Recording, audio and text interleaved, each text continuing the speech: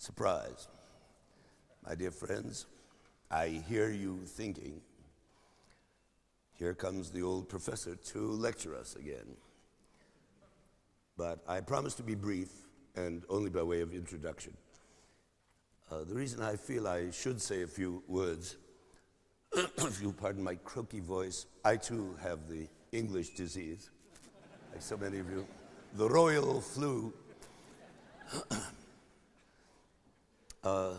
The reason I feel I ought to say something is that for more than 30 years, 35 years to be exact, people have asked me, why Candide? Whither and whence Candide? And I thought I might answer a bit more clearly by speaking not only as the composer of this work, but as an everyday observer of history, like anyone here, but particularly of that period of history known as the Age of Enlightenment, roughly the 18th century. And that was the century in which Voltaire lived, wrote, and had extraordinary influence. His masterpiece was a tough, skinny little novella called Candide, which inspired the playwright Lillian Hellman and me to have a bash at it musically. Voltaire's book was actually entitled Candide or Optimism, it being a viciously satirical attack on a prevalent philosophical system known as optimism, which was based on the rather indigestible writings of a certain Gottfried Wilhelm von Leibniz and popularized by our own beloved Alexander Pope. For example, in this great line from his essay on man, one truth is clear, whatever is right.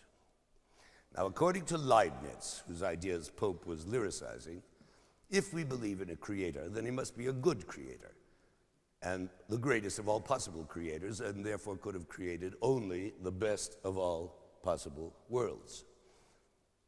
In other words, everything that is right.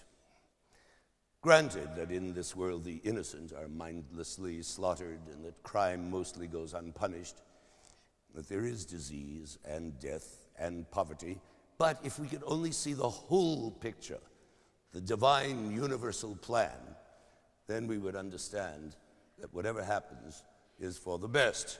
Thus spake Leibniz. Naturally, Voltaire found this idea absurd every day of his life, but particularly on that day in 1755, when all of Lisbon, Portugal, exploded in an earthquake, and uncountable numbers of people were drowned, crushed, buried alive, exterminated. Now, if Leibniz was right, said Voltaire, then God is just playfully spraying his flit gun and down go 1 million mosquitoes at random, haphazardly. Well, the Lisbon disaster was the last straw for Voltaire and provoked him to write Candide, in which he lashed out against all established authority, royal, military, or mercantile, but most of all at the power of the church, which actually was burning heretics at the time, burning them alive to prevent earthquakes. In other words, says Voltaire, sectarian religion is always an incitement to conflict, and optimism, as a strict belief, therefore breeds complacency, induces lethargy, inhibits the human power to change, to progress, to rise against injustice, or to create anything that might contribute to a genuinely better world. During my incredibly extensive researches for this lecture, which you are now suffering, I came across the following quite succinct summing up of the whole Voltaireism. Quote, Voltaire was acting as an eclectic who had synthesized the ideas of the Stoics, the Epicureans, the skeptics. Oh, the hell with it, let's play the overture.